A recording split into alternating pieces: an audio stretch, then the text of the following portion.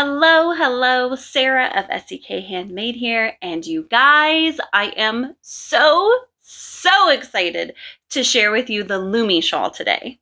The Lumi Shawl feels like it has been a very long time coming. The point from inspiration to publication has been, oh my goodness, almost 6 months, I think. And so I am thrilled to finally have it out in the world. I have a little rule that I tell myself that I'm not allowed to wear the pieces until all the formal pictures are taken and everything is fully out there in the world, so that if something happens to it, it isn't a problem before everything's official. So it's been sitting actually on this chair most of the time, just teasing me until we are ready to publish. And so I'm thrilled that today is the day. Speaking of teasing, I do want to tease you just a little bit and encourage you to stick around to the end of this video, where I'm going to give you a special discount code.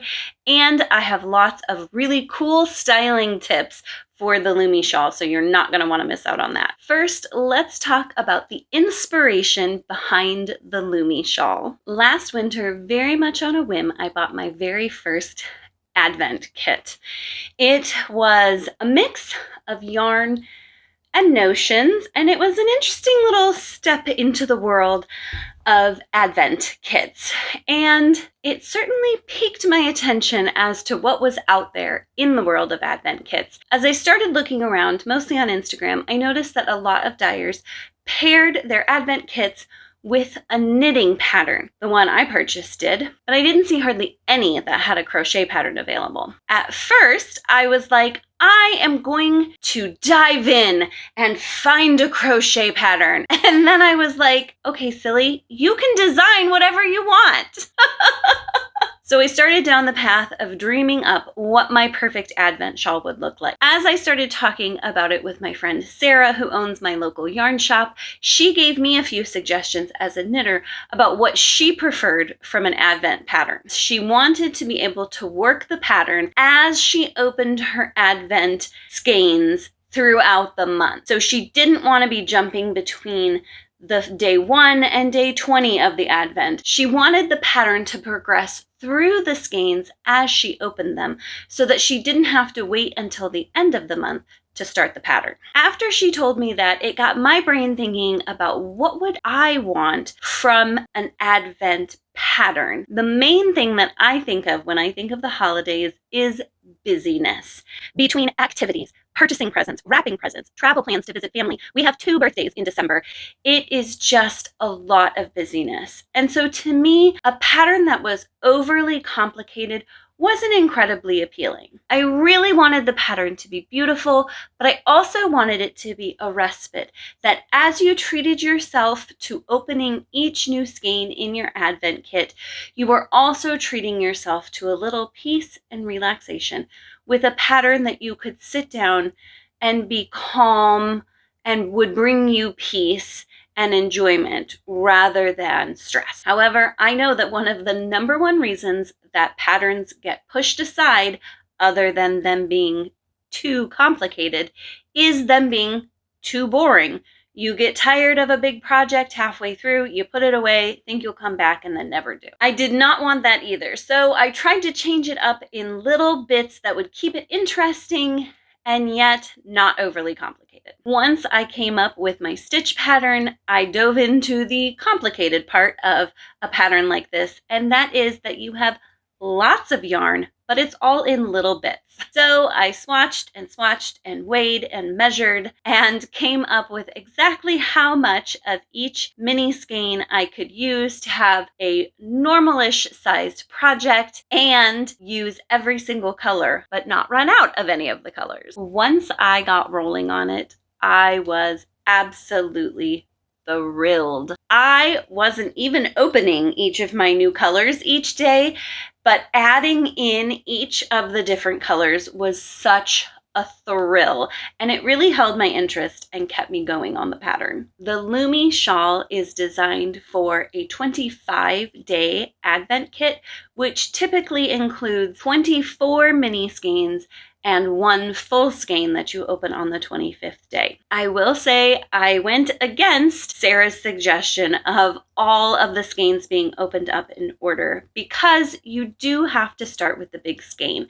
I knew that I wanted that interspersed within the rest of the colors, and so to do that you had to open it first. But the way I looked at it is that you could still have 25 days of opening little packages. You would just start with day 25 and then go day 1 through 24. So I started off with my big skein and then added all of my colors in a semi-rainbow order. The pattern starts off alternating between sections and stripes and then goes across to a little part where the stripes disappear as you blend from your colors. You come back to the center with the stripes again, and then keep going in the mirror image. So we lose the stripes again, and then they come back at the end. An option is to work a border all the way around the edge of the shawl, and I chose to do that, partly to hide my ends that I carried up on the sides.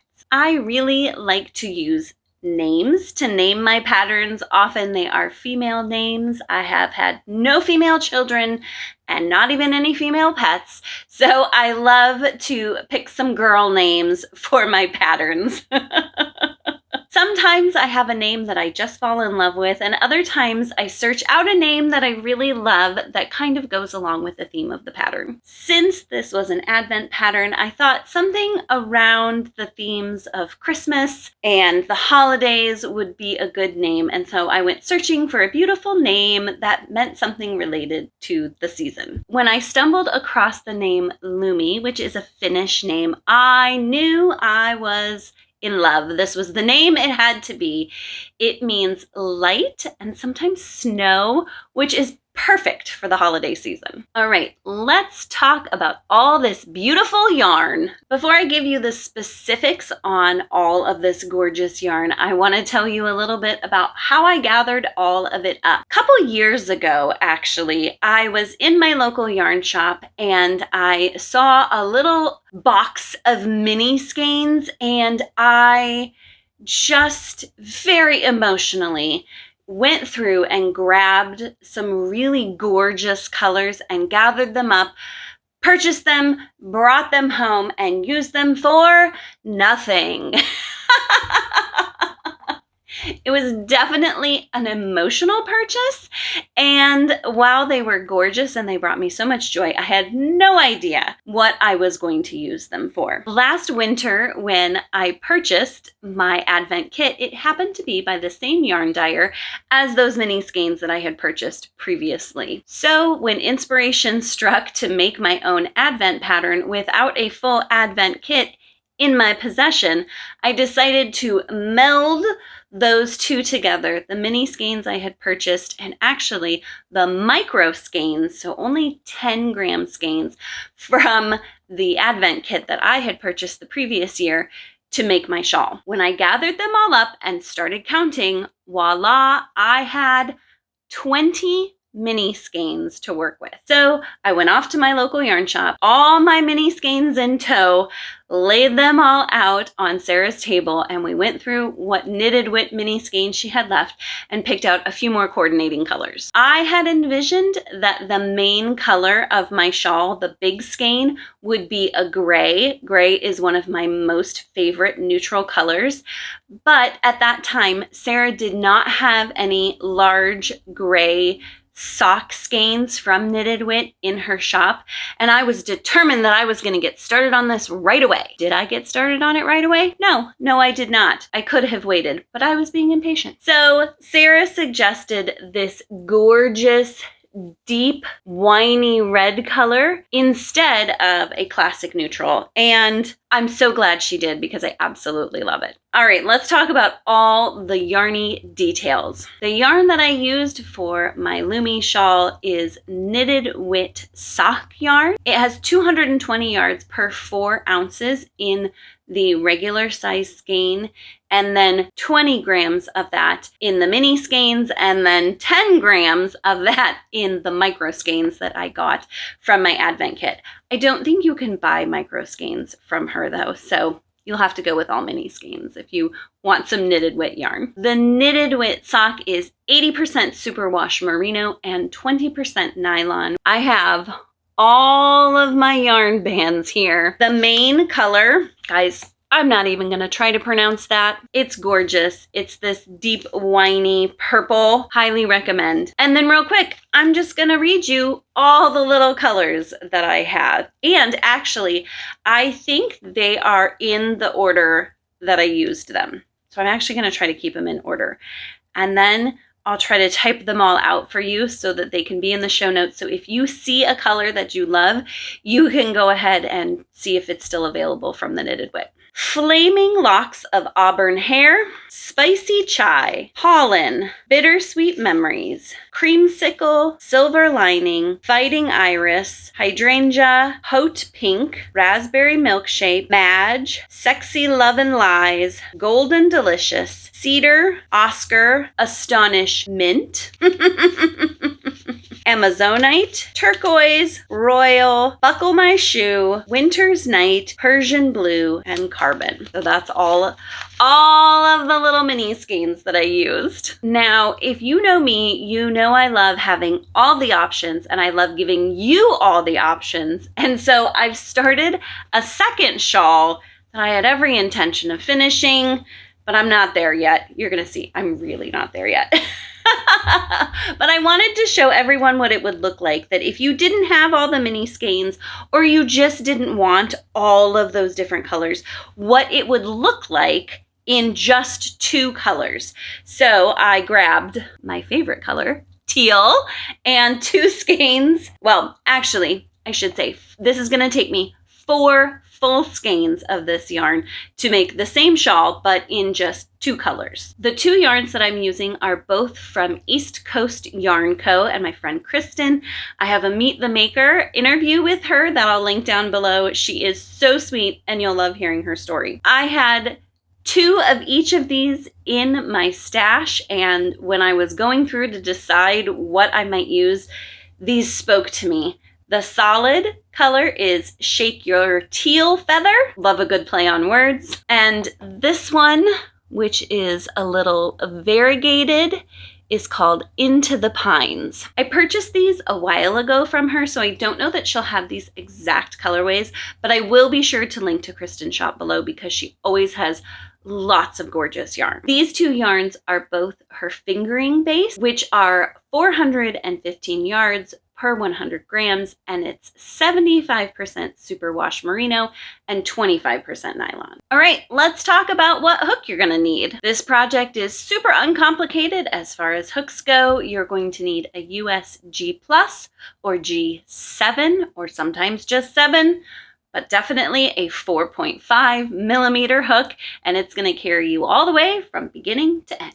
Let's talk gauge and customization. All right, friends, I know you might be thinking, I never test gauge when I'm working on a shawl, but I do want to encourage you to work a gauge swatch for this because this project is so long. It could easily get out of control. And if you are using an advent kit, you also could be cutting it a little close on yardage if you go too far outside of meeting gauge. Does it need to be perfect? Probably not, but I never want anybody to run out of yarn. I will say, in an effort to be cognizant of that, I did pad the amount of yarn you need by a little bit, and I did not use each mini skein until they were like inches from running out. You should have plenty. If you use an advent kit, or if you go by the listed yardage in the pattern, you should be just fine. This gorgeous wave pattern has a very large stitch repeat. It is a 17 stitch repeat. So if you choose to make your shawl wider or more narrow, you're going to either need to add or subtract 17 stitches.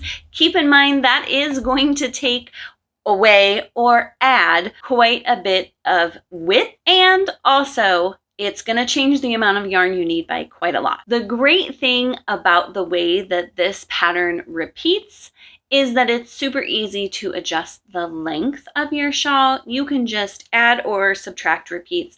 I would recommend doing it in the center section where the striped part is left out. As always, there are lots of notes within the pattern about making customizations. There's also 2 full charts that list yardage for both a 24 skein pattern and a 2-color pattern, so that you can make your choices of whether you want to mix up the colors, or you want to go with an advent kit, or you want to go super simple, or anywhere in between. That's going to help you do that. Another little gem in the pattern that's going to help you customize your shawl however you want, I created a coloring page. That means that not only will you be able to choose whatever colors you want, you can also use some colored pencils or markers to actually place those colors on the pattern in the order so that you can see what your finished shawl will look like. And then you can move things around depending on what you think looks best. No more winging it and hoping everything comes out all right. All right, let's talk styling your Lumi shawl. Because this is such a very large piece, I wanted to move locations so that I could really show you how to style this shawl. I'm going to suggest 6 ways to style your Lumi shawl. 3 of them are pretty simple and common, and 3 of them I hope you'll find to be very unique ways to wear your shawl. The first way I'm going to show you is the most simple and classic way to wear a shawl. You're going to find the middle, which if you've worked it per the pattern, you've got these stripes in the middle to help you out. You're going to have the right side of the shawl facing you, and then you're just going to flip around and lay it nicely over your shoulders. It'll drape down nice and low and long and cover you nicely in the back, as well as cover your neck. This seems to me to be a less common way to wear your shawl, but it is perfect for chilly indoor place in the summer, or great to wear over a sleeveless dress or top if you're going someplace formal. Now, maybe if your shawl was rainbow like mine, it might not be perfect for a wedding, but you could certainly make it in more neutral or fewer colors, and it would be perfection over a formal dress like a wedding gown or a bridesmaid's dress. Suggestions number 2 and 3 treat this a little more like a scarf. What you're gonna do is start with one end and have it go about to your waist, wrap around and down, leaving it loose around your neck. And then you can even up your ends if you need to. What I love about this is it allows every single color to shine, which is so much fun. You can also adjust it to be looser on warmer days when you really just need it to be colorful and fun, or you can adjust it to be tighter around your neck when you need some actual warmth from the shawl. Number 3 is a super classic way to wear a scarf, and that is you're just going to take the whole thing with the right side facing out. You're going to bunch up the center, wrap it around your neck, open up that loop, and place both sides of the scarf through there.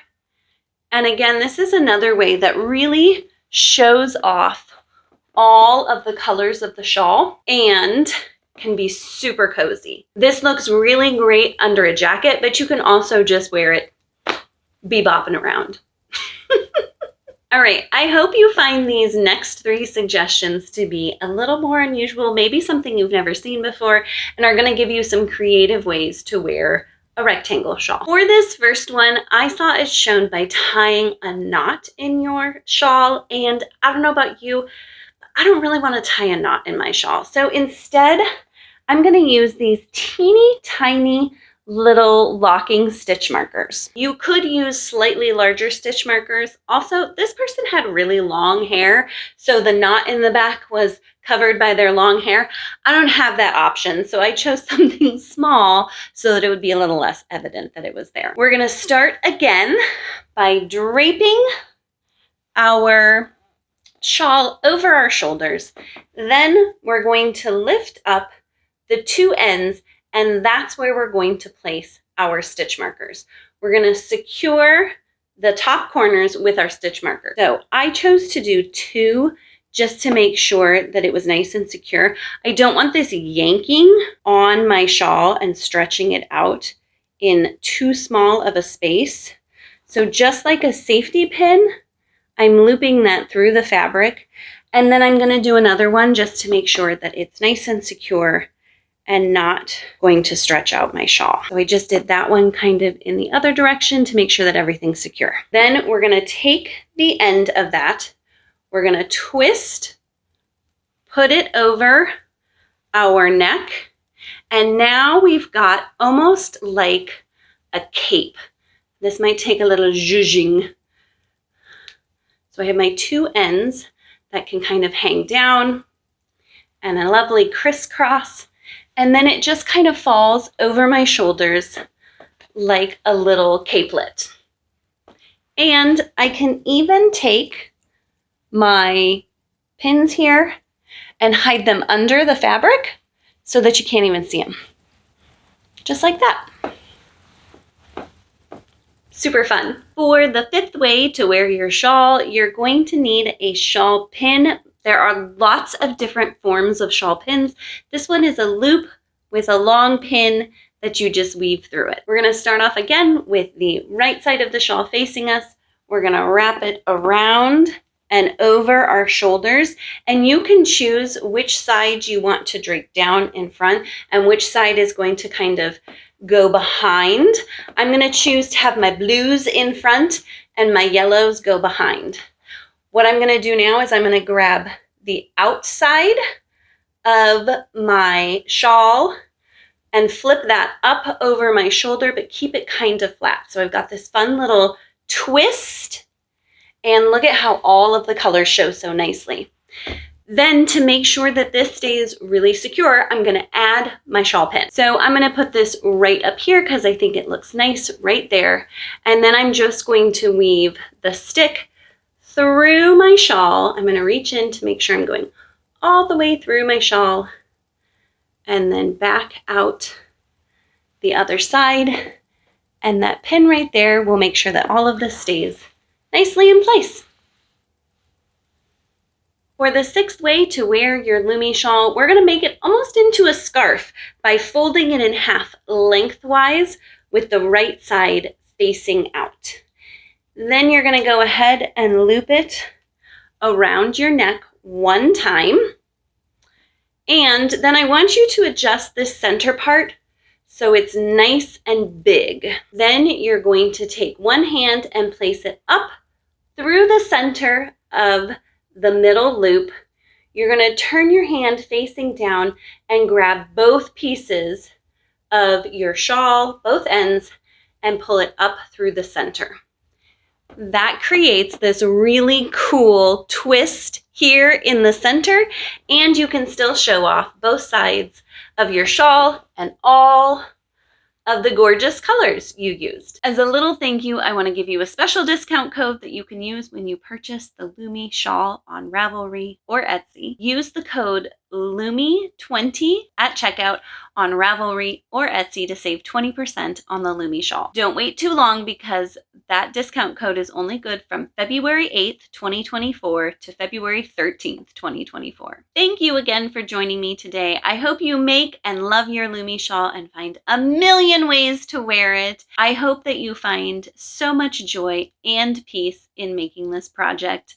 Happy crafting!